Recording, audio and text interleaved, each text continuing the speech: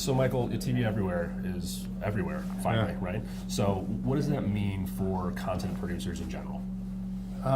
Well, maybe one place to start is content. TV Everywhere actually isn't everywhere, right? It's TV Everywhere is kind of stalled based on some of the contract and programming rights between programmers and the operators, right? And so consumers are clamoring for content in TV Everywhere on every device, but they're not actually able to get all of it. They're not able to get the content they want. A lot of times they fire up the device and they're not able to get it.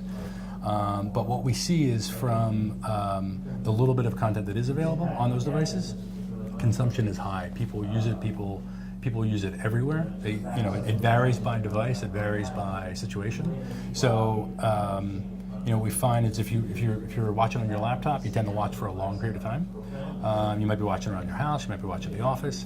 But on your mobile device, you watch for 2 or 3 minutes. You see this sort of video snacking tendency. So you're at the airport, in line waiting to board, and you want to watch 3 minutes of live, ESPN. That's that snacking. That's that snacking use case. So do you see TV Everywhere influencing the way that programmers are actually programming, or do you think as of right now it's still kind of throwing it over the wall and seeing what happens? I mean, I would guess that there's a lot of experimentation around this, right? So there's no one to blame, but there's rights issues upstream. So an operator or even a programmer may want to allow the user to watch some content, but the rights may not be released upstream.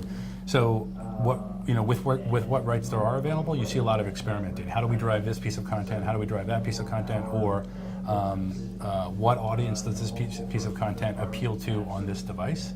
There are a lot of constraints within which these programmers and use cases are operating, but the little that you do see out there, it's definitely grabbing some eyeballs. So, eyeballs, advertisers, right? What do you think are the biggest learnings from, the TV Everywhere space that the advertisers can take to the bank and actually, turn into something that's profitable for them and a better experience for their users?